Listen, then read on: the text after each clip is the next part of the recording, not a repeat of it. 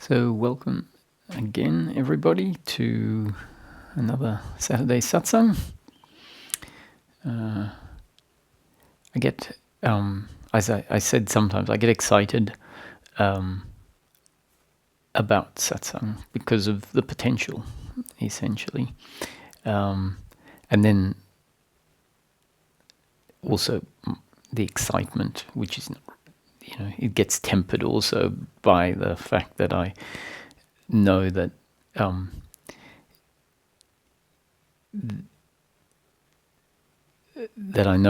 it doesn't often lead to the insight that I hope that an explanation does lead to. The truth of the matter is the process tends to be relatively gradual process. That's the best word, gradual. But then again, within that gradual movement, there are very definite clicks where something is described differently and it is thought about differently, seen differently. And so that's what it's all about. That's what satsang's all about. The change happens to us.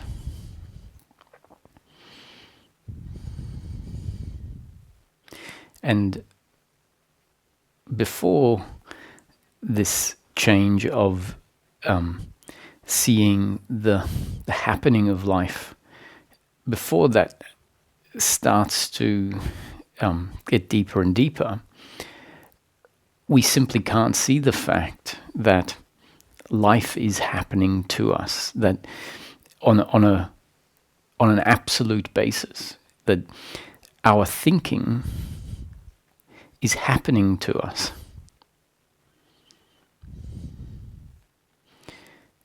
That and that becomes completely visible,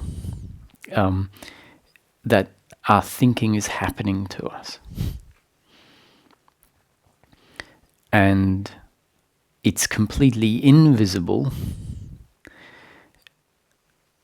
when our structure, because it's our structure that makes things happen. That's what I mean by our thinking is happening to us, because the thinking is an output of a structure. The structure determines the thinking, the feelings, the experience of each moment.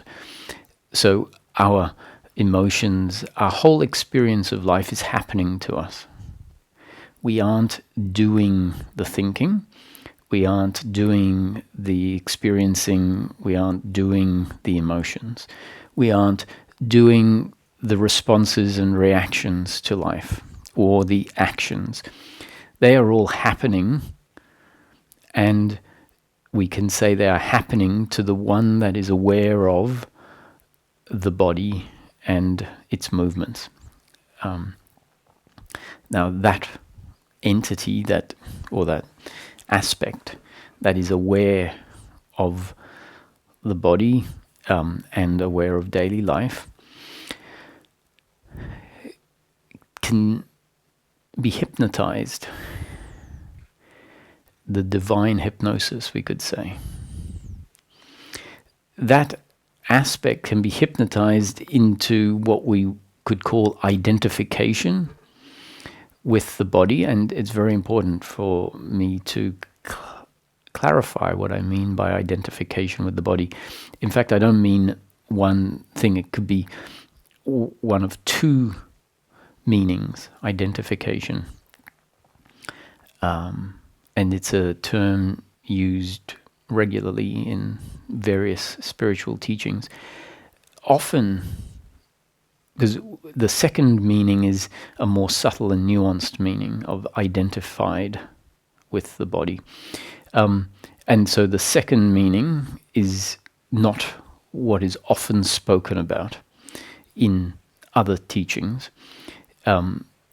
When another teaching talks about identification with the body, they'll be probably talking about this first dynamic that I'll mention. And so identification with the body means, and it's the identity, or not the identity, the aspect that is aware and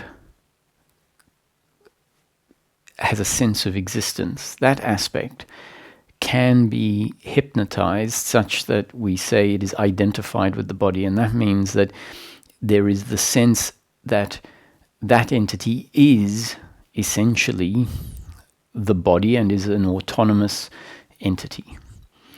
An autonomous entity that is making itself move and talk and feel and think. So that is the hypnosis of the aspect that has the faculty or the capacity to be aware, and intrinsic to itself there is the sense of existence, meaning the sense that I exist.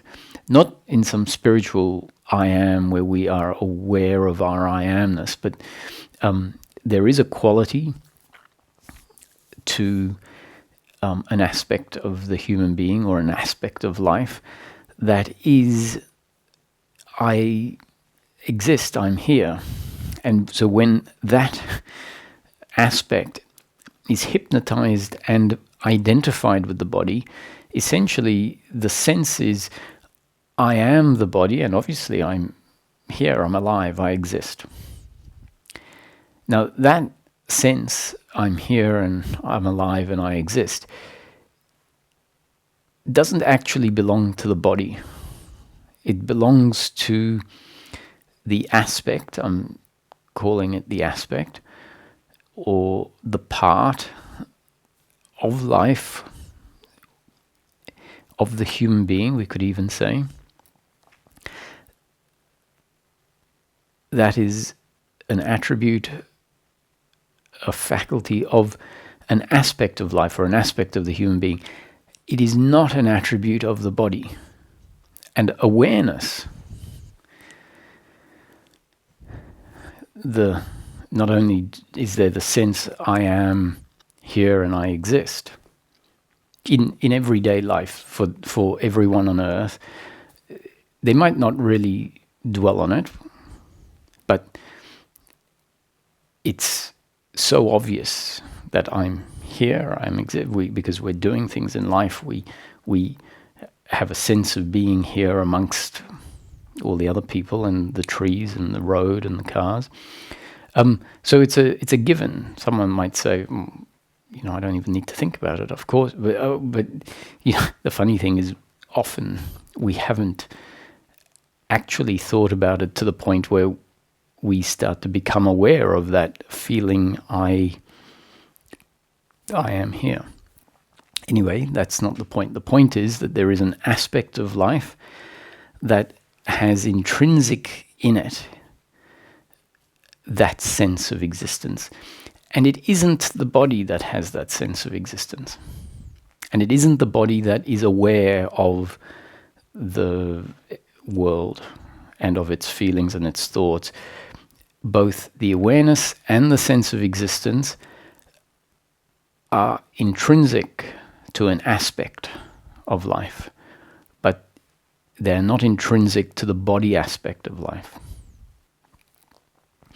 When there is a hypnosis, the divine hypnosis, meaning that aspect is identified with the body, that divine hypnosis creates an experiential welding together, bonding together of the body and that other aspect.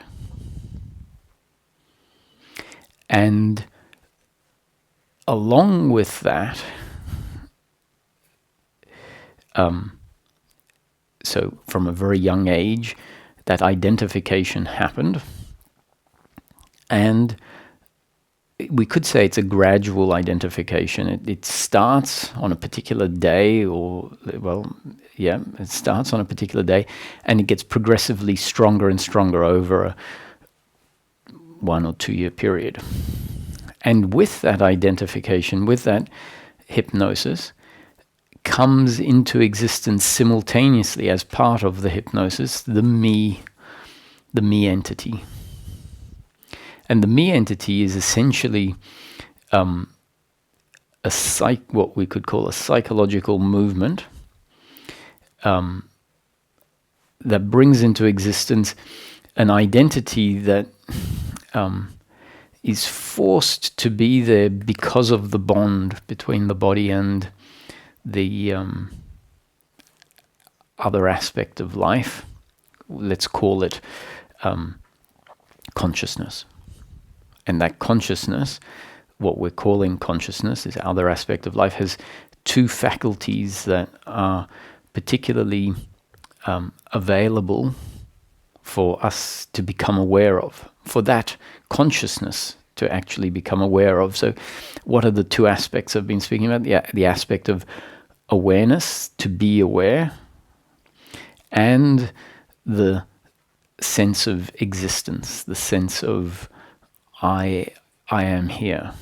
But that I am here isn't referring to I, the body, except when the hypnosis has happened, we say I, and because of the hypnosis, I means I, the person, which is primarily defined by its physical presence in life, or its physical form. So that consciousness has those two main attributes, and those attributes are essentially hidden from which is really the consciousness's own awareness. So consciousness, which is the core of the human being, is unaware of those two aspects. They're happening all the time. So consciousness doesn't need to be aware of that particular functioning for it to function.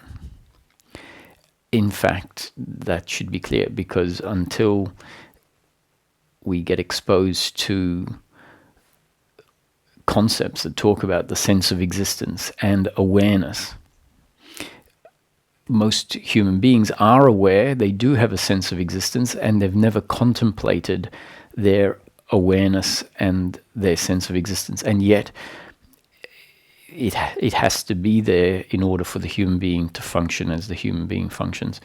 We all have the experience of being aware of objects and inner sensations and thoughts. So that's awareness, and we all have a sense of I'm here. As you start to thinking such that it points one's attention to your own felt experience, because this awareness, the faculty of being aware, and the sense of existence is something you need to not think about exclusively, because you won't bump into your own awareness, the awareness that is so obvious, because we've been aware of things we think it's eyesight. That's why we haven't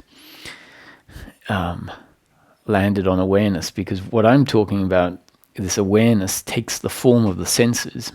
And so we say, yeah, I'm aware. We don't think of it as awareness. We say, I see the table. I hear the dog. But the seeing and the hearing, that's not the base attribute of awareness, of experience. That's a secondary form, you can say, that awareness takes. And so if we don't come back to the base, the awareness itself, what happens is we get fixated, or we acknowledge the senses without appreciating that there is awareness a layer behind that, or you could say the lowest common denominator, the active ingredient is beyond or prior to the sense. So if we realize there is awareness that I've always called hearing and eyesight, and break that. So these are the little things, like, so if I didn't explain it this way, and I didn't know I was going to, and now I am, if I hadn't explained it this way and didn't suggest this nuance of awareness and the senses, then a certain thinking pattern in you guys mightn't happen. So anyway, now let's see. So as you bring your attention, not necessarily now, you can do it now. You can stop listening to what I'm saying and just realize that if you drop the idea of you being aware because of the senses, which is part of the hypnosis, right? Because when we say we are aware because of the senses, we're essentially now saying I'm aware because of the body, because the senses are most obvious to us in terms of their physical machinery, or what appears to be the physical machinery, the eyes and the ears and the nose, the tongue, and the nerves on our skin. And so that's part of the hypnosis that prevents us from being aware of awareness. And so coming into the present moment and recognizing I am aware, I've always been aware. And we need to question whether I'm aware or whether there is awareness of the world because of the senses, or is awareness more fundamental than that? And don't question it where you go into a mental inquiry. The questioning has to lead us to touch the laboratory that we're in, which is our present moment experience. So look, be present. There is a wall in front of you, most of you, or nature if you're outside. And so no effort, and there's awareness of it. Now we say that there is awareness because of the eyes and the ears. Do you know that you are aware because of the eyes and the ears? Maybe awareness happens very differently to what we have concluded, or how we've concluded it happens. So remember, spiritual teachings often say life is an illusion, it's not as it seems. And the hypnosis is because we've been forced as our development to form a conclusion based on how it appears on the surface. And hence the human being automatically, all human beings follow the same developmental process and end up in more or less the same hypnosis, where this aspect of self, or this aspect of life, consciousness, has become identified with the body and has lost itself, has become oblivious to itself, because the identification with the body has meant that attention is focused on the body, and these attributes of awareness and the sense of existence have been reduced down to functions of the body. This is essentially a description of what happens to make a.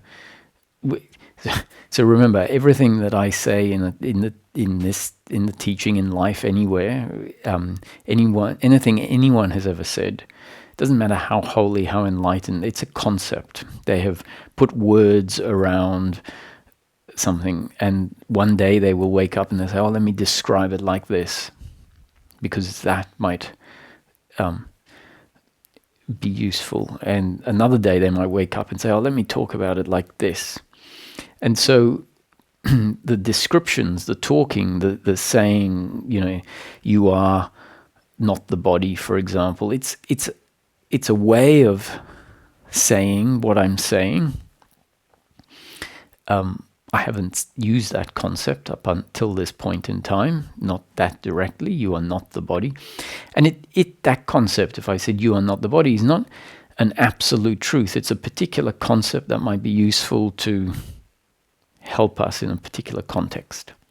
So all of what I say is a concept, and the concepts are there to help point us, guide us, mold us a certain way, give us clues, hints. And even when I say give us clues and hints, it's just input from the outside coming into a system that we're not controlling, and any ahas, any contemplations that happen are happening to us. We're not doing them. But the beauty of satsang is that life is throwing things out. It is being received by a system that is not essentially what you are. And who knows how that gets integrated, how that lands in that system. The system, if it contemplates it, that's not you contemplating it. It's not you thinking about what Roger is saying, what the body known as Roger is saying. It's just happening to that aspect of life that is aware and has the sense of existence, which very often is identified and hypnotized, which we can call identified with the body. And so this identification, as I mentioned, is a process that happened when we're young, and there has to be an entity that comes out of that identification that makes it all make sense, and that's what we can call this psychological me, the doer. So if I say, why did you respond that way to the situation, that would be, let's say, a question. And that psychological entity, because the identification has happened, that psychological entity has to be there to interpret my question, why did you respond that way, as from the point of view of what makes sense once the identification has happened.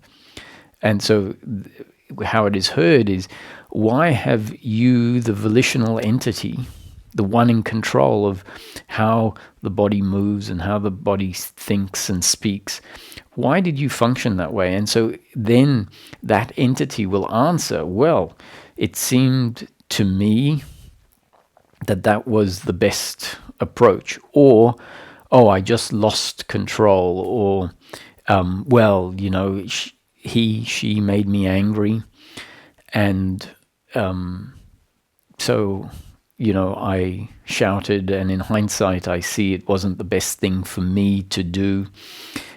So the response, how the question is heard, and the response is as if there is a doer doing it. So that's what the psychological identity that comes into existence. Because if it didn't come into existence, there'd be a mismatch. There'd be a short, something would be missing. There wouldn't be a reconciliation, because the identification would have happened, and then I might ask the question, so why did you do that? And there wouldn't be if that psychological identity hasn't been formed, it just wouldn't make sense, because the answer might be the answer that says, that just happened. If you want the most accurate answer, so not Roger speaking, but the other entity, the one that Roger is asking the question to, without the psychological me, they'd answer the question the way Roger could understand it, which would be to say something along the lines of non-doership, that, it just happened according to destiny, it happened according to my genes and up-to-date conditioning, and it was the only way that life could have turned out. Now that answer doesn't make sense when the hypnosis is there. So who is answering in the way that makes sense when the hypnosis is there? Who is answering as the separate doer that thinks they are volitional and making things happen that way?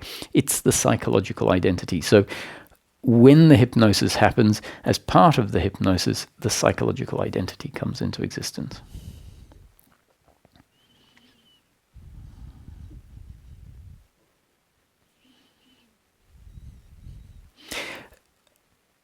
When this developmental process, the human condition, we could say, happens, life is the experience of life is very particular, where for a whole lifetime, starting at a very young age, everything has been referenced back to, self-referenced back to the body.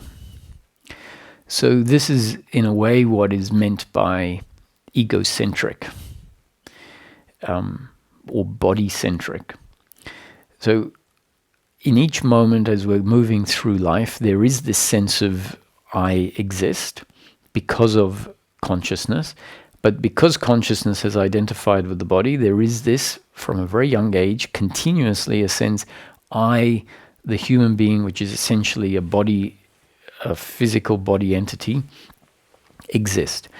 And so when the senses function, they are functioning out of the body, which gives the sense the body is the subject. And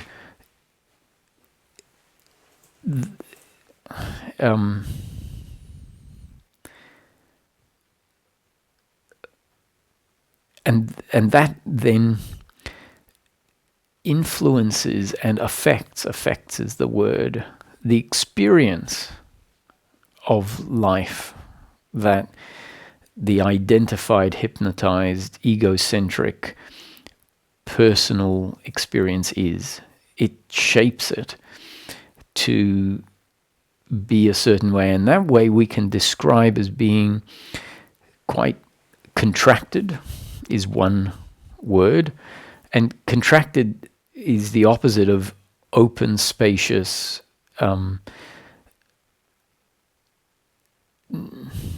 not located anywhere. So contracted really means this egocentric, identified as the body experience of life. And you can maybe get a sense that if moment after moment after moment the system is experiencing and reinforcing that life is this way, then that identification, that hypnosis, that having lost ourselves essentially into the body, and the accompanying psychological identity that then produces this avalanche of mental activity that is always self-referencing. Why did they look at me like this? Why did I say that? My hair's not right. And what does it mean that my hair's not right? I'm going out and I'm not going to impress. I'm not going to... I wonder what the opposite sex people are thinking, and I'm not going to be as successful with the opposite sex. Well, talking from a heterosexual point of view, it doesn't have to be the opposite sex. It's the same It's all too complicated sometimes. Um, so my point. This is the point is. So let's not. The point is that we can see that this psychological identity that is self-referenced from a very young age gets stronger and stronger and stronger, and we might find ourselves being successful in life, and so then we can have, let's say, a sort of healthy, confident me, psychological me, or we can find ourselves not very successful at things and doing embarrassing things and people teasing us and not being in the popular group, whatever, maybe having some physical disability or whatever that then makes us a minority. And all of these things can, depending on how they land, obviously you can have someone with a physical disability that feels very confident as well, but you can see that for some people that's going to lead to a lack of confidence. So anyway, you end up with this psychological me that is very shaped a certain way and feels secure or insecure, and then that can then develop into different psychological expressions of depression or anxiety, pride, aggression, all sorts of things, wanting to help everyone, not wanting to help. And that is the variety of human beings out there, being lived by their particular structure.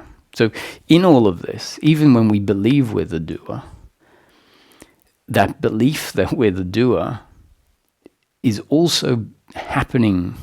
It's also not anyone's doing. So the belief I'm the doer doesn't bring an actual controller in. It is just a way of interpreting life that has been forced into the body-mind organism as part of the body-mind organism's structure. So it's all happening to us. The huge variety of human beings and how they function in their very many different ways is all happening according to God's will, is one way of sort of saying it's not you and me doing it. It's, well, we could call it God, or you can say the universe, life, physics. It's all happening according to physics' will, or what is before physics, according to consciousness. Essentially, it's what's important is it's not my doing or your doing. We're being lived means our thinking is happening to us. Our actions and reactions are happening to us.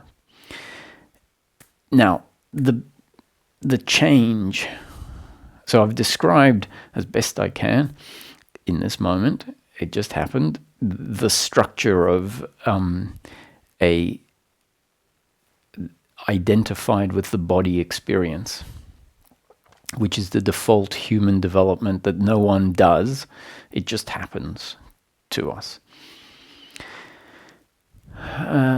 Just like a rock, if a rock starts off at the top of a hill and then a bird lands on it and tips the balance over and the rock starts rolling down, the rock will follow. Also, it can have a very entertaining roll down the hill. It could be a very convoluted series of bumps and rolls. And it doesn't mean that the rock, because it's a very convoluted or interesting journey from the top of the hill to the bottom of the hill, doesn't mean that there is someone there doing it. There are forces acting that mean the rock had a destiny, just like a pinball in a pinball machine. There are forces that mean that the ball will follow whatever route it follows. And the same with the human development. It happens to us. So the doership belief and the hypnosis, etc., is really an impersonal movement. Impersonal means happens because of forces outside of you or me as some controller.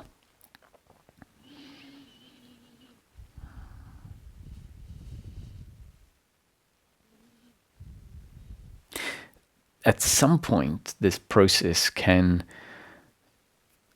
I guess we could say, reverse itself, but not necessarily reverse itself in a linear fashion where it just reverses back to where it started, but it takes on a new course, which is really not a new course. It's just a continuation of the course, but we can say it's turned a corner, let's say, where the hypnosis and the identification start to be dissolved, rubbed away.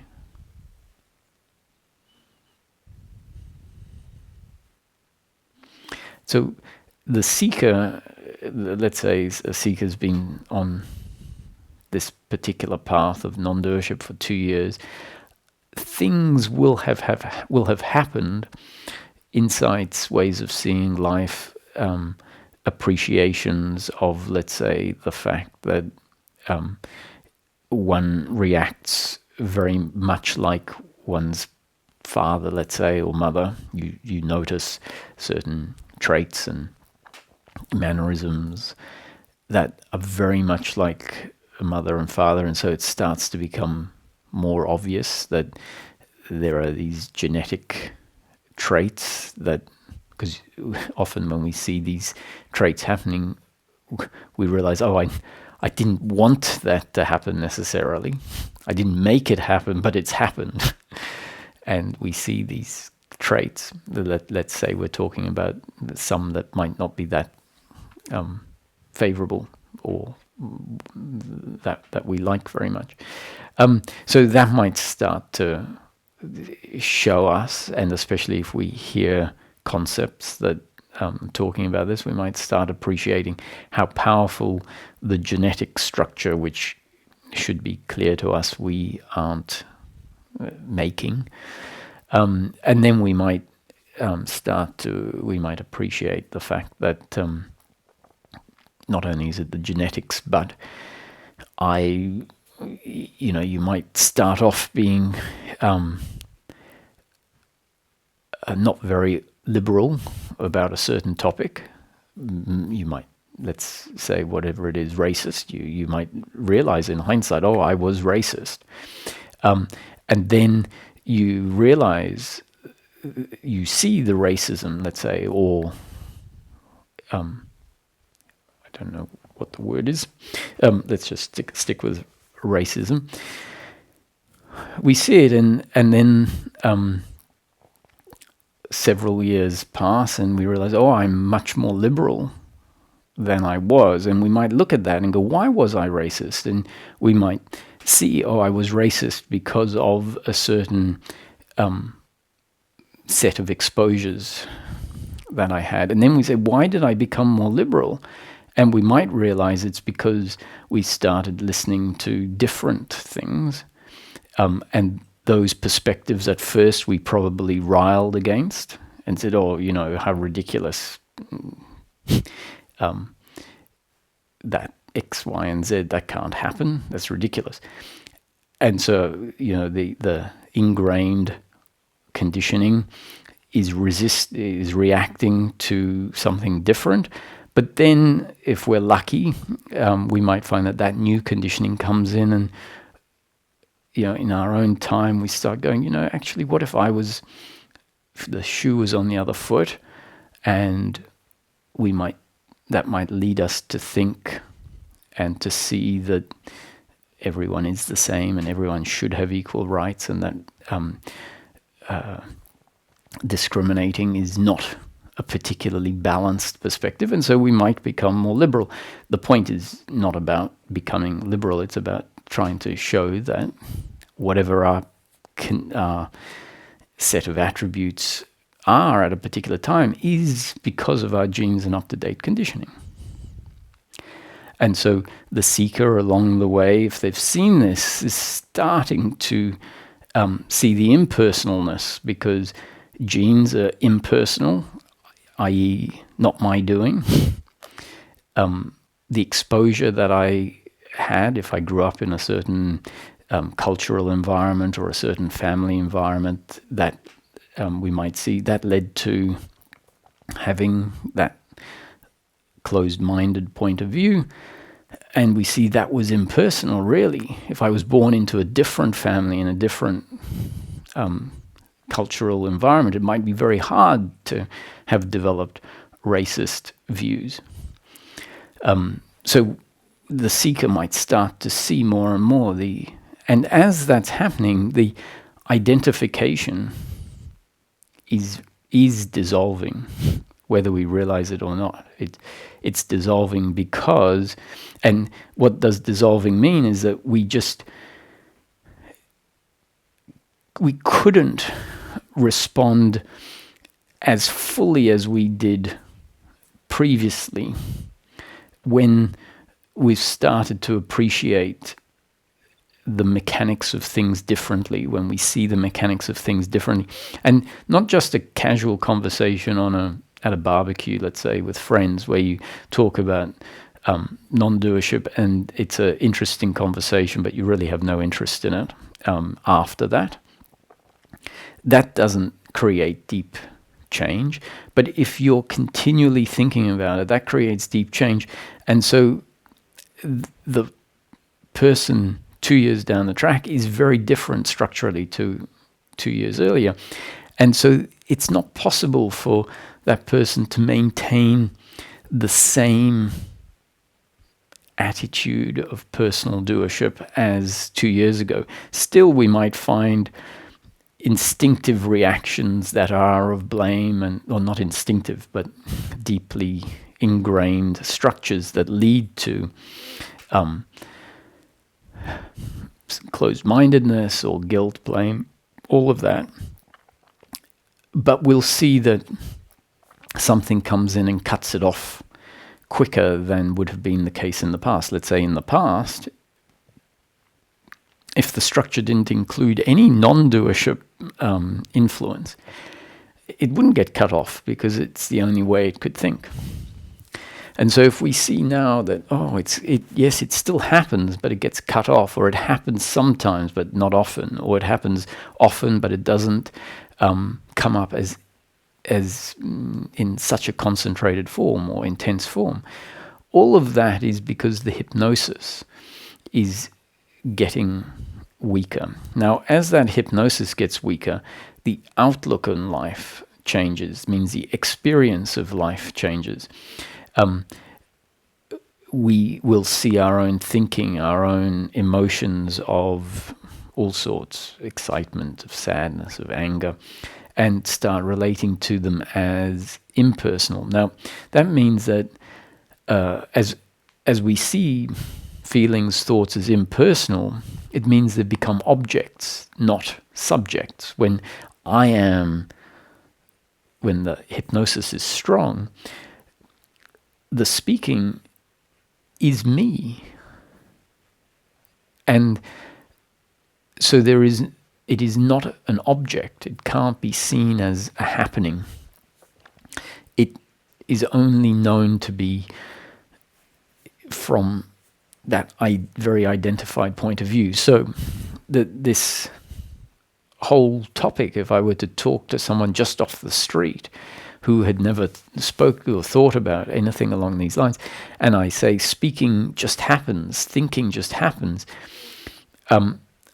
if I put myself in their shoes and I happen to understand the process, and so I can imagine where they stand, is experientially their sense of who they are is this very concentrated, egocentric, I am the doer, I am the speaker. And so it is most likely that the descriptions that I have, which to me are very experiential, the descriptions based on how life feels, not some intellectual idea, that is completely not available or not on the other side. So that other person has this other very contrary, and what are you talking about? Speaking happens, emotions happen, thinking happens. It just isn't anywhere available in the experience because the system structure is a particular way. So the seekers, as things change, the experience changes, and as the experience changes, the concepts that we're listening to suddenly click much more than they did before. They don't click just because we intellectually get it. When we get it, and there's an aha moment, we might not appreciate it, but usually we get it because our system has changed, and there is a frame of reference available. So what is being said hits a frame of reference, and when it hits a frame of reference, it's like, I get it. And so the aha, the I get it, is not just intellectually I get it. It's where our experience has opened up enough for the words to match to some extent, or rather we could say that the experience has opened up such that at least a part of the experience matches the words, matches the descriptions. And then the seeker might say, why didn't I get this before? Not realizing what the dynamics actually are. The dynamic is, in that moment, their experience has changed. So 2 weeks ago, you didn't get it because there was nothing in your own frame of reference that allowed it to be got. And so the more of that happens, the more essentially the system is opening up. So when I say the more of that happens, that is happening because the system is opening up. And we can flip it around and say the more that is happening, the more the system is opening up. It's which came first, the chicken or the egg. They're one and the same thing. Eventually, our experience of life has changed so radically that the old way is unavailable. And that means the old reactions don't happen. And it's effortless because there's no one doing it. It's just we say, I don't have to. So what it means is I don't have to wake up in the morning and say, okay, focus, Roger. Focus on not reacting a certain way, not feeling a certain way. There's none of that. You just wake up and the day goes past and you get ready to go to sleep at the end of it and you go, oh. So no suffering arose, and it was effortless that no suffering arose because the system, the structure had changed. So the structure that was forced to suffer previously is gone, and there's a system still exists. So that current system doesn't have the attributes of the old system that suffered. So that's the psychological me has dissolved essentially. And so if a painful outcome happens, let's say leave my mobile phone outside when I'm taking the bin out, put it on the wall, then I walk inside, I forget about it, and it rains, and then 3 hours later I'm looking for the phone, and I realize it's outside and it's been wet. I go out, and it doesn't work. So that's pain in the moment, and the response is going to be like, damn it, what are phones now? You can buy a new car cheaper than, not a new car, but you can buy a car cheaper than some phones. And so you go, financial pain in the moment. But there's an understanding that I was being lived such that the thinking didn't remember to pick the phone up after taking the thing. So it's impersonal. It's like, who did it? It happened. And there is a knowing as part of this change. Life is always happening. And sometimes life is pleasure and sometimes it's pain, and sometimes that pleasure and pain is because of my action, sometimes it's because of the other's actions, sometimes it's just because of nature as a whole. And whether it's me, the other, or nature, it's all impersonal. There is no doer, it's all happening. And so the blame, self-blame, which is guilt and shame, the blame for the other, all of that only arises as a spontaneous, momentary biological reaction, and not as an ongoing psychological story of doership that feels uncomfortable and is essentially what we can call suffering.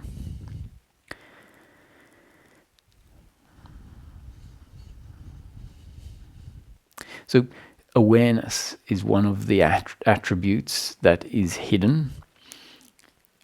It's right here all the time. And so one of the things that can happen in order for awareness to become aware of itself is to sit or to be and be aware of the fact that there is awareness, and realize that you might have a very strong, deeply ingrained belief that awareness, which we might not be calling awareness, we might be at that point saying it's just eyesight. We might realize that is a deeply ingrained belief that it is eyesight. It's a deeply ingrained belief that the eyesight is coming from my eyes. I'm not saying that it's not, but we just can't confirm it. And so if we realize I can't confirm it, but what I do know is, regardless of whether there is awareness from the eyes or from something that is bigger than the eyes or prior to the eyes or not at all the eyes, whichever it is, if I drop what it is, if I drop the concept it is from the eyes, and even drop the concept it isn't from the eyes, then I'm just left with the fact there is awareness here now. And it is a matter of dropping the concept that it is from the eyes or it is not from the eyes, which is our mind tends to gravitate, needs a belief stance. It needs a platform to stand on. And so the way of dropping the belief that awareness of the world is happening through the senses is in itself a process of one realizing that there are deeply ingrained beliefs based on how life appears on the surface. So if I said you have a belief that awareness is, or that what we call seeing is happening because of the eyes and from the eyes, there is a deeply ingrained belief. And once again, someone will say, what are you talking about, a deeply ingrained belief? I don't believe that I see from the eyes. I do see from the eyes. I don't believe it, I do. I said, well, are you sure that you see from the eyes? Yes, there's no question about it. Now that's what I would expect, because the hypnosis, which covers up the ability to see or to know oneself as that, let's say, prior to the body or not the body, to be aware of that aspect that is not the body, that's not available when the hypnosis is happening. And questioning what I'm calling a belief that won't look like a belief. Until the movement has happened such that we have a aha moment. It's like, oh my God, I believe that I am aware of the world because of the body. How do we have this insight, to have the insight that I believe that I believe that I am aware of the world because of the body and the senses?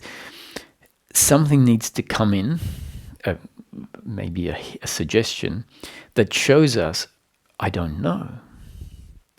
And not just a mental, well, I don't know. It's like, if in the moment, in the experience, there is a hint that shows us, oh, it could be different. It could be different to what has been locked away as a given for my whole life. And that might mean a particular type of meditation needs to happen, or presence in the present moment. So someone would say, but it's so obvious that I am seeing the dog and the chair and the tree from my eyes. It's like, even we cover up the eyes and the seeing or the awareness is disrupted. And so it seems like there's proof that it's happening because of the eyes. And so, we could come up with all sorts of brutal examples of something, and we go, so if certain things happen, you wouldn't be able to see. And it needs our thinking to get to the point where our critical thinking says, but does that prove that my covering of the eyes, let's say, and seeing that, or what we call eyes closing, and awareness of the world now isn't there, awareness of the outer world, at least the visual awareness, isn't there? Is that proof that seeing is happening through the eyes? Now, it would seem, if as we take life a certain way, it would seem, yes, that's proof. Our thinking needs to go beyond the obvious limitations of what's true and not true. So, what if we are in some sort of dream or simulation or creation? Could it be that everything is coordinated in such a way that it is set up specifically for it to appear and to feel like things are happening through the senses? And that if the program is, if something covers the eyes, or if the eyes get damaged, seeing won't happen. So there is a correlation, and the program knows to change the experience if something covers the eyes, or if what we call closing eyes happen, then the experience changes. And so it creates this correlation effect that makes us say it is because of the eyes. If our thinking says, wow, what if it's more elaborate? And maybe it just makes me, it feels like it's because of the eyes, but it might not be. We shouldn't go to the extreme and say it's not, because if we consider it might not be, and we say it's not because of the eyes, we've made another error, because we're thinking we have a proof it's not because of the eyes just because we have realized it might not be because of the eyes. And so if I throw in the notion of a dream at night, I guess all of us have had the experience of dreams at night, and in the night dream, which I think we could say is a great example of a virtual world, a dream, it feels like the main character in the dream is looking out of eyes, and if the main character in the dream covers the eyes, then you would expect the experience in the dream to correspond as if the eyes are what is seeing. And we know that isn't how it works, because the whole thing, including the body, is just an appearance in a conscious mind. So we have what 5 minutes ago sounded like Roger being ridiculous. That could it be that it feels like the world is known because of the body. So Roger's saying it might not be that. Maybe there is something that is not the body that is aware of the experience of life. That sort of sounds like crazy talk. And then we point to a night dream where the person who says, you're just off in esoteric hippie fairyland, is faced with their own virtually every night experience where it should be obvious that that sort of experience of a world is not as it seems.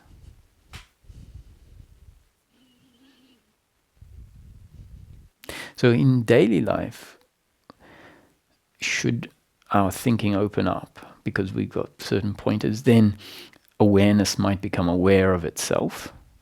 And how does that help? It's all part of the undoing of the identification process.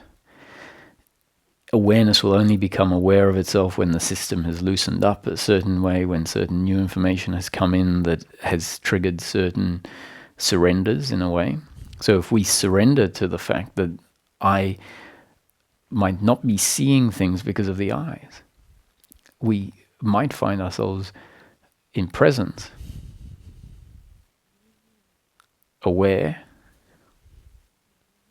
and not knowing what is aware or where it is coming from or how it is functioning.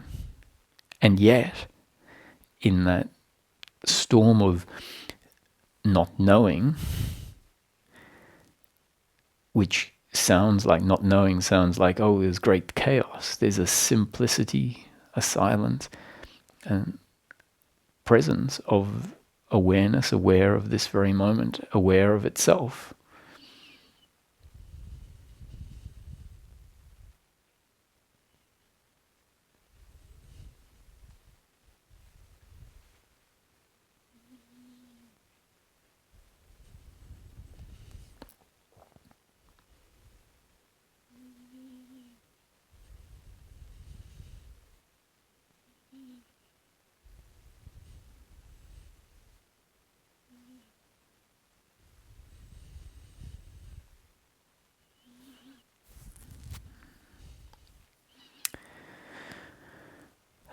Someone asked me to talk about spiritual bypassing, so I'll see if I can do that in 2 minutes. What I'm speaking about now, or have been speaking about, where we essentially maybe find the door into presence opening up, where one can essentially drop out of functioning in daily life, especially at the beginning of this door opening up. We tend to find that in order for presence to be there, we need to stop engaging in any activity. And so essentially it's like a meditation, but it doesn't have to be a closed eye meditation. And we just find ourselves being, but not particularly acknowledging life. So we might, in fact, we might have questioned a whole lot of the rules that were deeply ingrained beliefs. Not only that the body is what is aware, we might have questioned things like time, causality, past and future, which is part of time and linear time.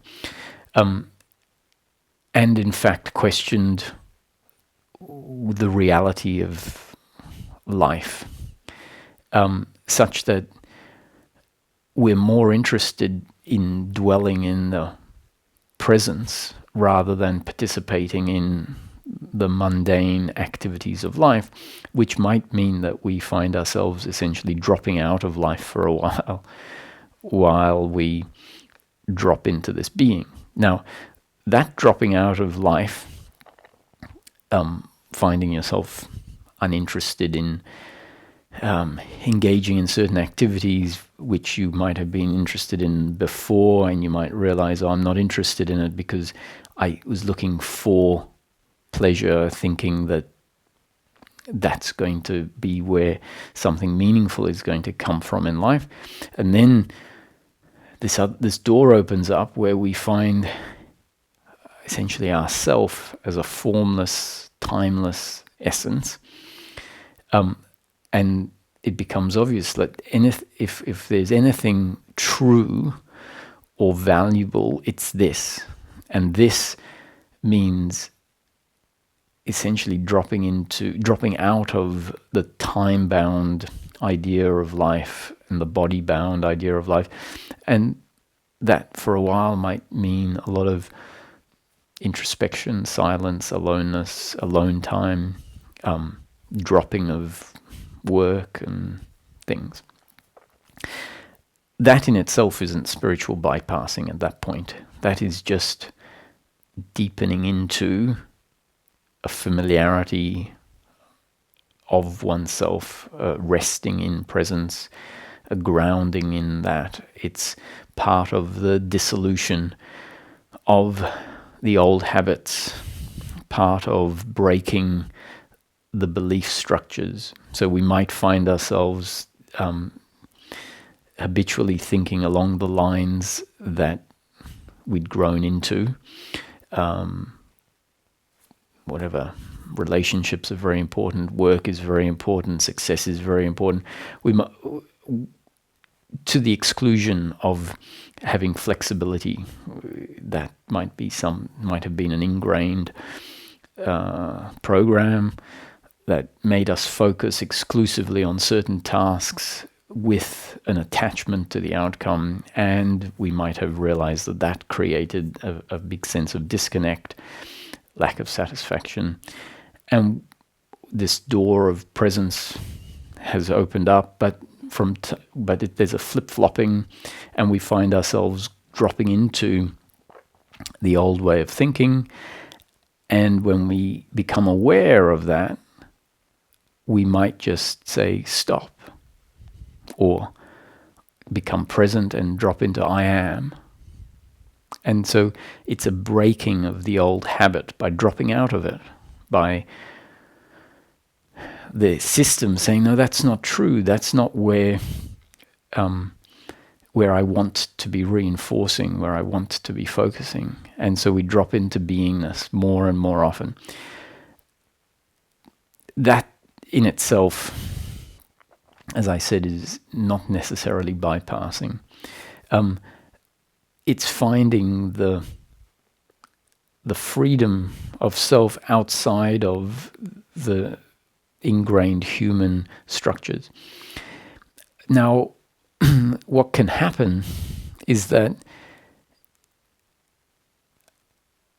if that is the only response that ever happens to uncomfortableness when it arises, that there is a unwillingness to look at it and to just drop into presence. If that's the only thing that happens, because we think that is freedom, that is enlightenment, to just be in presence forever. And so even though we find ourselves unable to be there because we keep getting dragged out of it, we say, okay, let me just keep going back all the time. If that is mistaken, if that conclusion is mistaken, i.e., maybe enlightenment is not exactly that, and maybe that is just a significant part of the movement, and maybe it needs something to complement it at certain times. If we haven't appreciated that, and we just say it's always about dropping into presence, then it could become at some point what we call spiritual bypassing, simply because our system has essentially gone down a cul-de-sac, which means made a mistake, where it has said that is what it's all about, just dropping into presence. And in fact, it might be a combination of dropping into presence and at some other point being able to feel emotions that are trapped in the body and allow them to move through and look at the thought patterns behind them. So if, let's say, the process required a bit of both and we were only doing one, then we're doing one too much, essentially. We're overdoing it, and to the extent that it's being overdone, it could then be called, that is spiritual bypassing. That is escaping into your nothingness at the cost of being human or at the cost of the process carrying on or unfolding more fully. And that's my answer as to what spiritual bypassing is. It will sort itself out, especially if we've heard about emotional blockages and emotional release and the value of some other movements other than just witnessing and dropping into being.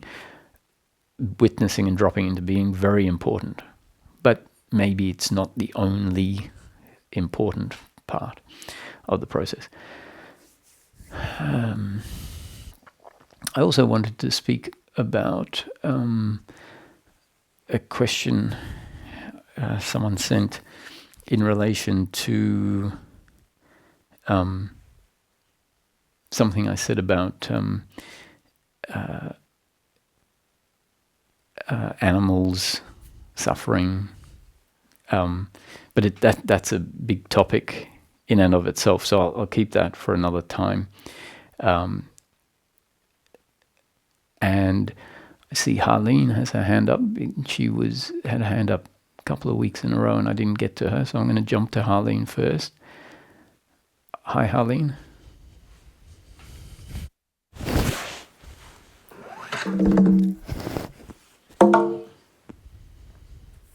Couple of weeks, and I had my hand up before that, but we always got towards the end. Yeah, so today is your turn. Yeah, thank you. So, just that I've been dealing with some health issues, and so I've just been at the doctor for the past couple of weeks, like the past couple of weekends. Mm-hmm. So I was down with food poisoning a few weeks back, and apparently it also affected the colon. So I was also at the doctor today, and he's quite positive that it's gonna be all right. Mm-hmm. But then he's always been quite positive about my health, which turns out to be not so positive later. And I still don't know if it's going to be acute or it's going to be chronic. Mm-hmm. I have a history of my childhood where I had stomach issues which were chronic, but for the past 7-8 years, I've been all right. Apparently, there is a nerve that connects the brain to the colon. So the more fearful I am, the more the impact there is. But I just can't quit the thinking of it not being chronic. No, we can't. If that's destiny, is one way of saying it. For not if it's destiny for the thinking to keep happening. The whole notion of non-doership is saying there isn't someone that can control the outcome, and the outcome, thinking is an outcome. It seems like no, thinking is the output of me, the thinker, but actually thinking is an outcome. And so the doer, which doesn't exist, even if the doer thinks they exist, can't do what it wants. So chronic thinking might happen, or the end of chronic thinking might happen. So don't beat yourself up if it keeps happening.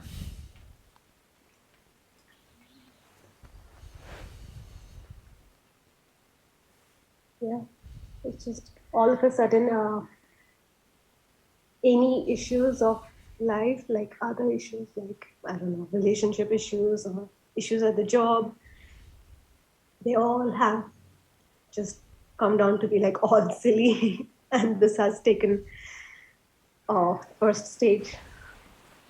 Yes, but if this wasn't there, some of the silly issues would take center stage, and may in fact feel, as far as suffering goes, almost equal in terms of suffering.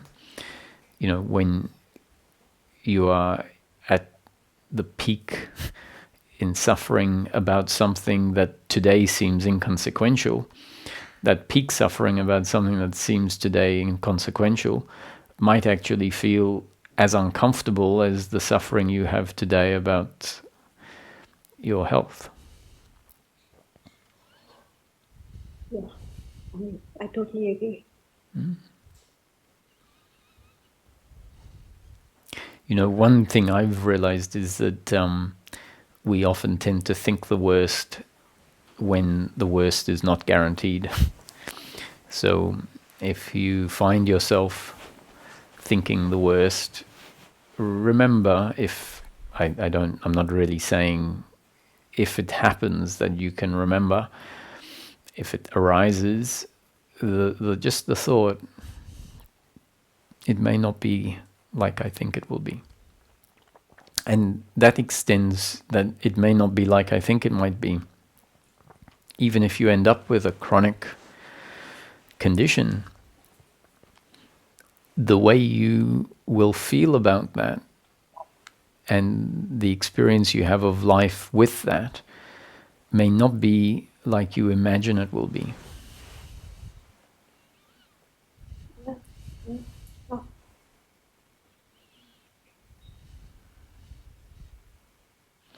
So it's not a pleasant situation you're in, but remember that that is definitely circumstantial. Your health is on the level of circumstance. Obviously, if there is attachment in the system, then circumstance of unfavorable type is probably going to lead to a corresponding amount of suffering. However, let's say the truth, the wisdom teaching says your inner contentment is not dependent on your outer circumstance, which means your happiness is available as a possibility, even in the face of unfortunate health circumstance. And that's what one of the themes in the satsangs is to keep coming back to that our thinking will say, if that circumstance happens, then everything has collapsed into hopelessness. There is no hope. And that thinking is the opposite thinking of what is available. It is what is available is my contentment as a real thing, a thing that when it's there, we say, oh, you know, the other things, yes, it would be better to have this and not that. But when there is that contentment, really, it doesn't matter. When that contentment isn't there, it matters, more than anything. The truth of the situation relative to what we really are is, even in the face of a chronic illness, if there was a groundedness at some point, then you will be content, simultaneous with that health condition. So I think there's reason to be positive. Saying that true contentment wouldn't matter if what issue has taken center stage. That's right. When we at There's some a very deep. Yeah, sorry, please go ahead. at some point where most of us are going to lose a whole lot of our faculties as we get older, and contentment of the sort that is spoken about here, happiness, true happiness, isn't affected by that deterioration of faculties. And so I'm using the example of age, and it's not necessary. Some people age and certain faculties remain intact, and other people age and, let's just talk about physical faculties, fail. And the contentment I'm talking about shouldn't disturb, if it is genuine, shouldn't be disturbed by the failing faculties.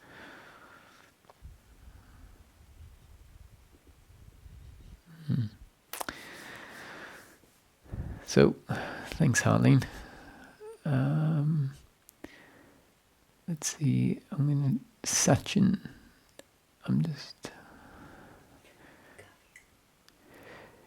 Yes, I can. I'm just seeing names I haven't seen before. So, Sachin. Yeah, hi, Roger. Hello. I think we've spoken before, actually, but quite a few months ago.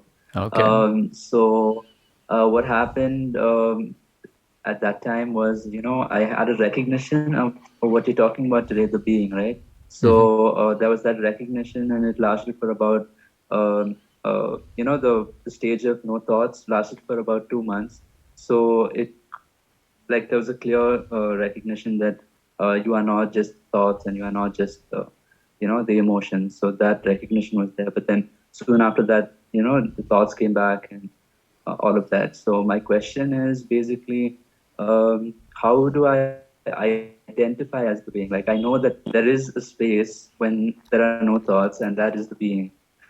And I'm aware, like, conceptually, that that is me, but that's somehow not my lived experience now. So I'm just wondering, how do I sort of identify, like, is that something that should be like, if I just abide in the awareness, is that something that can be cultivated? Or because the last time I remember you had said just do nothing, which was something I couldn't do earlier, but I could now, like, just sit and do nothing. That was helpful. But I just want, yeah. Well, what I would point out today is that if you look at the question, right, and someone sent an email to me this week, and it was the same thing. They said, please help. How do I, I've listened to the teachings, and Ramesh read some of the books. And as you know, the core of the teaching is we are not the doers. And then in the email, they were frustrated, like, how do I do it? How do I have this recognition? How do I do the recognition that I'm not the doer? Right? So I wrote back saying, do we see the hilarity of the question? The question is saying, the statements are saying, I understand the teaching, or I've read the teachings, which the core of which is everything is a happening according to God's will, or according to our genes and up-to-date conditioning, and there is no doer, there is no one that is in control. And then the question is, so can you tell me what to do? So that's one part of what I would point out, because that was part of your question. So if we see, oh yeah, the doership has come back in, and then now the next part is, why has the doership come back in? Or and it's because there is a craving, right? A craving after what you had.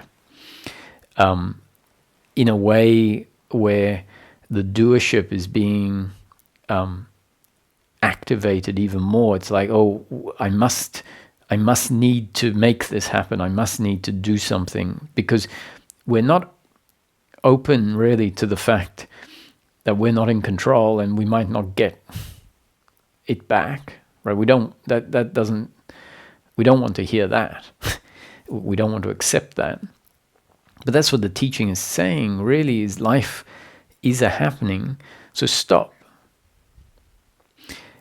And the last piece of the puzzle, I would say, is recognize that the craving for the state of no thought, or the state of beingness, is keeping you in a state of thought, which is a state of being disconnected from beingness. So actually, the most important part of today's answer to your question is recognize that you have become attached to that state.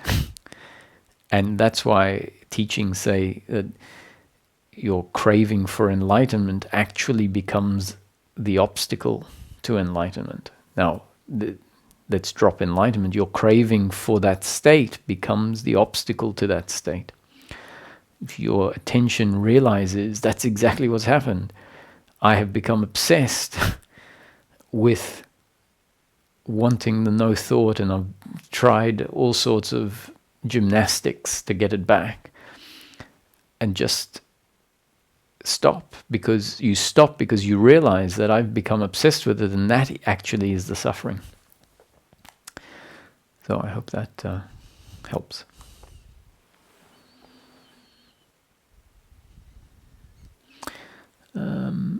Okay, there's Katya, and before Katya, I haven't seen Anna. Hi, Anna. Anya. Hi. Hello. Yeah, I think we spoke. No, I don't think. I know we spoke during one of the intensives, I think about a year ago. Oh, yes. Yeah. I remember, yes. Just kind of.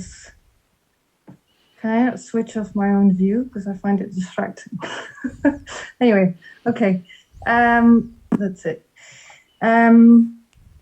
Yeah, I lowered my hand and I put it back up again because my question has changed about 5 times since you started speaking, because it felt a bit like every time I had something come up, you gave the answer or spoke to it anyway. So now I'm a bit confused as to what I actually want to share. Mm-hmm.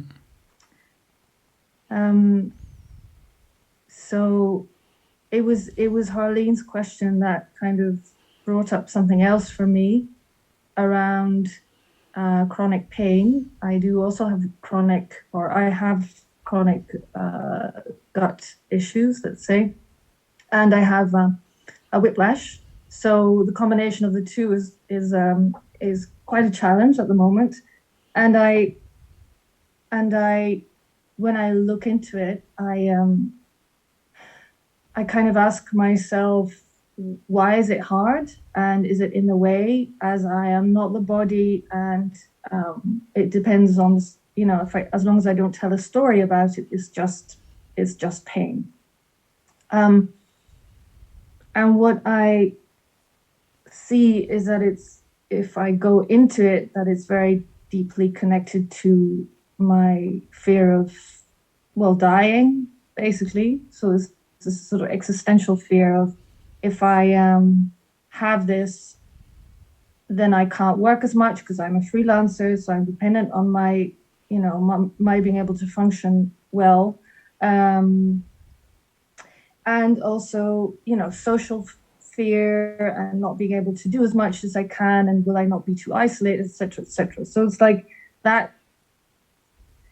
I can see that, and then on the other hand, I see something happening, a process which you very much like you described today, about that at some point the sort of the clear view, or the waking up it happens to me almost. So it appears to me instead of me doing something, sitting down and doing self-inquiry. And that used to work as well. So then I would have a release, and I would see that I would have this experience of oneness, let's say, and there'd be a physical release, an emotional release. And it seems that it happens now without me doing that beforehand. I don't know if that's actually the case, but that seems to happen. So I'm just, these two things for me almost feel like two different, like they're not just that, they're separate. Mm-hmm. So there's a seeing of, this is actually happening to me, and I feel very grateful that I don't even have to do anything. And at the same time, there's this kind of, I am letting myself be affected by the physical discomfort. I don't know if that makes it. I feel like I'm missing something, like there's something missing. So That's what's coming out now. Yeah. Yeah. So, if let's call it destiny or the process at a certain point, we are limited as to how much freedom from involvement there is. We're limited by the growth of the process, let's say, or the stage of the process. It's like a bird. If a bird has undeveloped wings, they might be able to fly, 20 meters, but they can't fly 3 kilometers. And the bird might have flown 3 kilometers before, and let's say it damaged its wing, and now it can only do 20 meters. The fact that it might want to fly 3 kilometers doesn't matter really. It's limited by its damaged wing. And so a seeker at any point in time is completely constrained, including, the insights they have, the presence, or the suffering. It is forced upon us. And not just the seeker, everyone all the time, every second of everyone's life is what I'm describing now. It is a happening. It is forced upon us in the way that it appears. So both the periods of freedom that you have are a happening, and the periods of involvement are a happening. And more specifically, that happening would be described as involvement in outcomes when it is suffering, and so that is, you being anxious about what the outcomes will be because of the illnesses. You may be feeling regret of having done something, or feeling a bit victimized, being the one that has this. So, or you could see all of those things happening from time to time. And that essentially is involvement. So it is involvement in the circumstance, thinking that you, the essence of who you are, or thinking that how you know yourself is completely dependent or determined by, affected by circumstance. And that's perfectly expected when the system has some parts of the old structure still in place. And if there were more parts of the old structure in place, there would be more intense suffering and more of it, and it would get cut off less quickly. And as the process continues to unfold, there will be inevitably less suffering and more of the present. On this topic of pain, I think it's important for us to, one, appreciate that the doership and the attachment of the psychological me, in whatever state it is left, is going to love pain, as in it's going to be attracted to pain and get involved.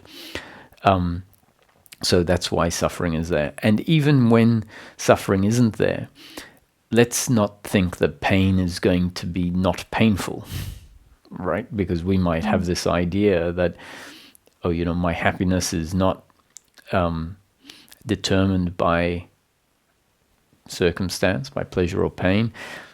You might have had experience that says, you know, if I don't have a story about it, it's just pain. Yes, that's true, but pain is not pleasure.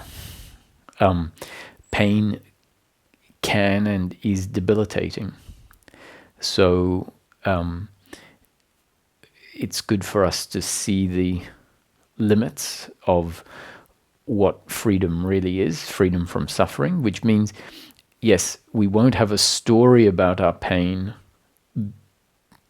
where hopefully we don't have a... So what I mean is we will see when the pain is accompanied by an extra layer of suffering.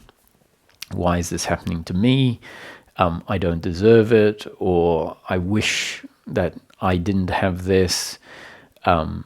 Maybe a whole lot of story about why you have this, what you did to make yourself have this. If the car accident, maybe if whiplash came from the car accident, if it was your fault, then we could have all sorts of stories about, you know, I should have been wearing a seatbelt, or I shouldn't have been distracted, or whatever. So that's all the layer of suffering.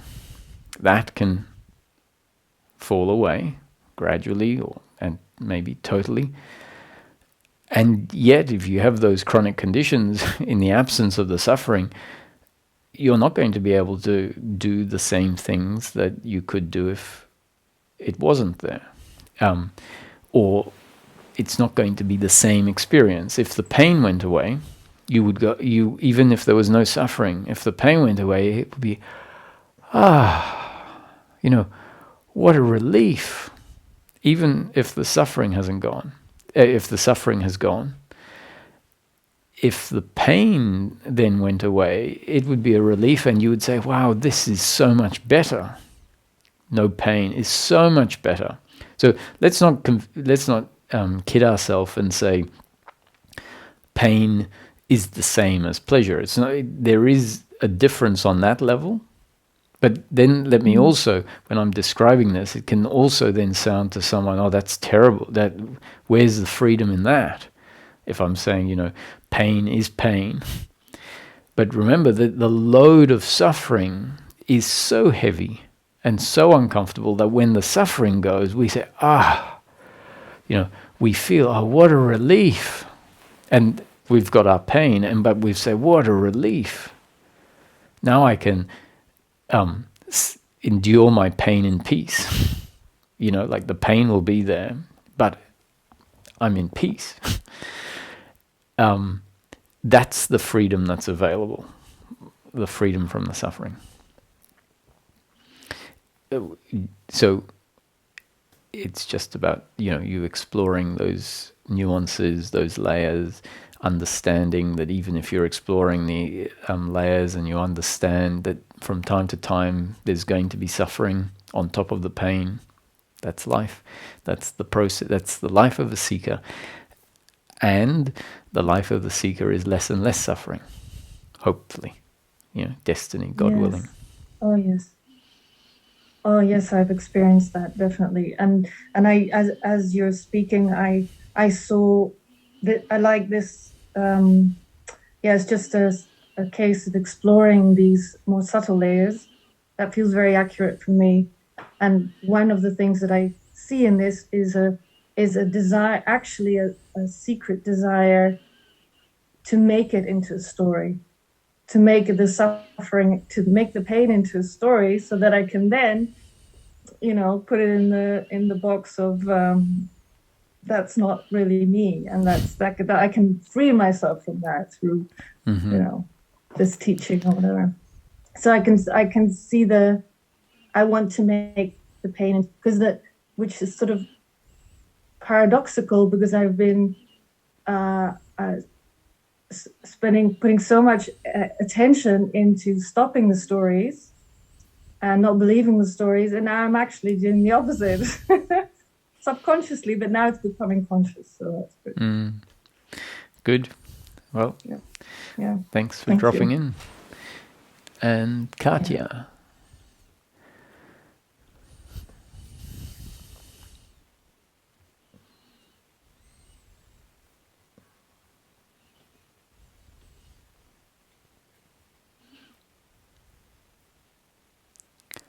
Hang on, I haven't got you yet. Hello, Yes, hi. can you hear me? Yes. Good. So, Roger, I'm at my son's house minding his dogs, and my son has done very well for himself. He got his master's, went to 2 very good colleges, has an excellent job, just got a promotion, and he has shared with me, which I agree, that there were things that I was not present for when he was growing up because I was ill. I was emotionally unavailable. In addition, he doesn't realize that because he was a well-behaved child and everybody liked him, all the parents wanted him to go over to their house because I think it freed them up for their children to be occupied. However, I agree with him. I've said to him, I agree. I was not available. I was ill, and I'm very sorry. So, and I said, I want you to speak your truth as often as you need. And I said, if I could relive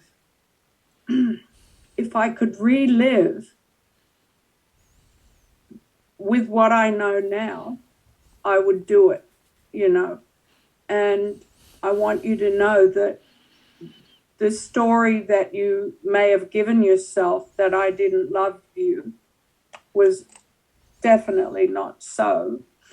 And so anyway, it's hard, even though I understand completely, which is amazing that I didn't understand it before until I heard you, because I had done so much therapy and realized what had happened to me. But then when I heard you, it's like, oh my gosh, I couldn't have been any other person than who I am. And I said to my son, I didn't know, I was too busy trying to fix what was done to me, who I thought I was. And I'm sorry. So, I can be present and be aware. And my feelings are, I wouldn't say they've gone away, but I'm present in my feeling and I understand clearly. Couldn't have done any different. So I feel like I need to accept that this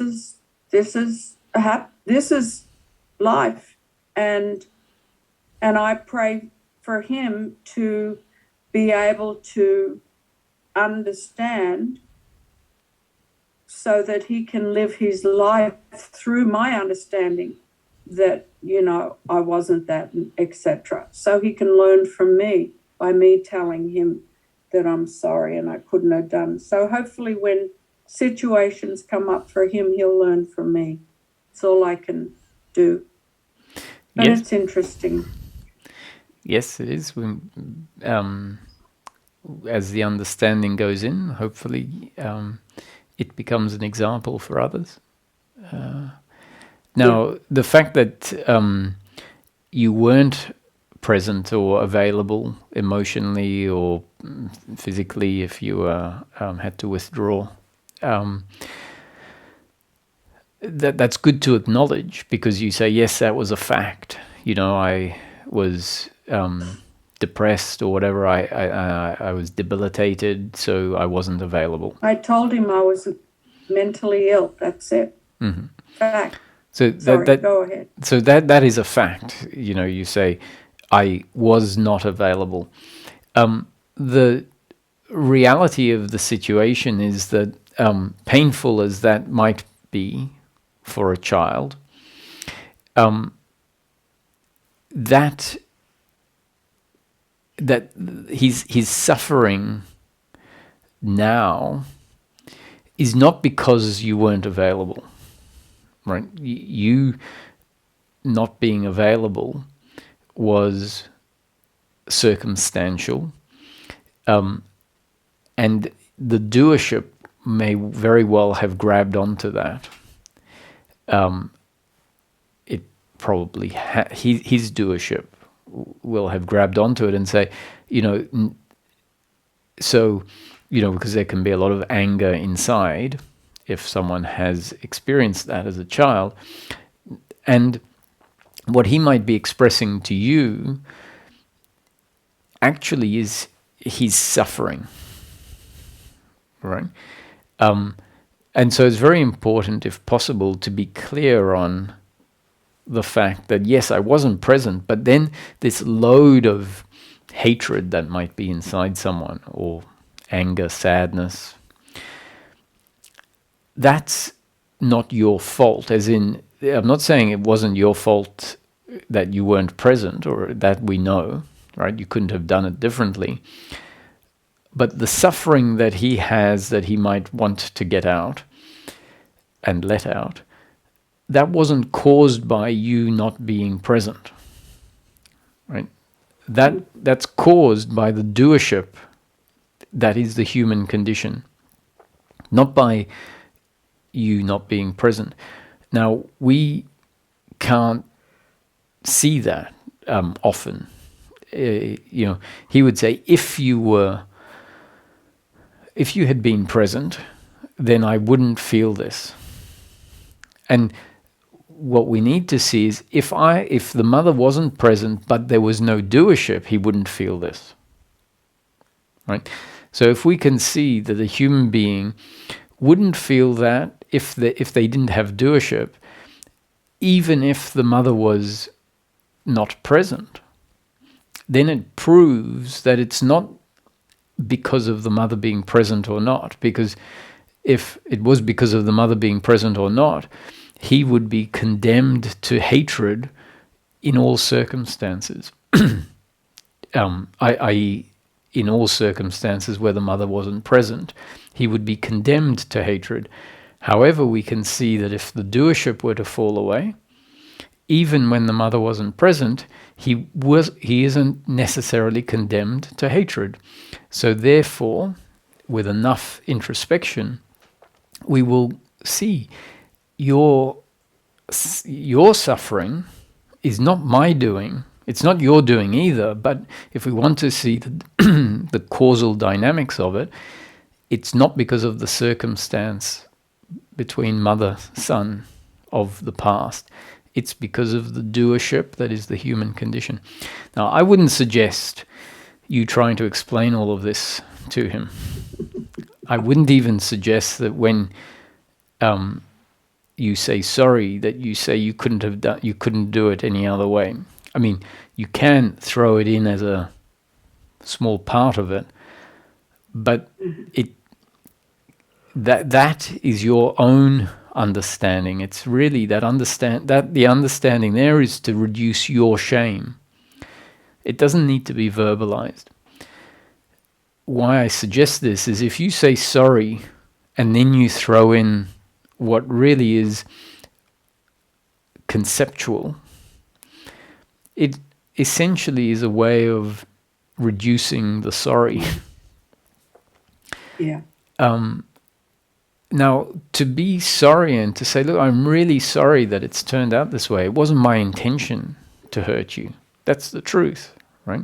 I'm really sorry. I don't want to hurt you. I didn't want to hurt you. I'm sad when I see you feeling the pain of that painful situation. That's genuine. That's the apology. And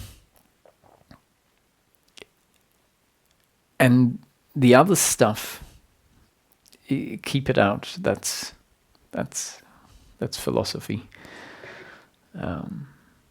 Okay. Thank you, Roger. Keep it as an internal philosophy. Okay.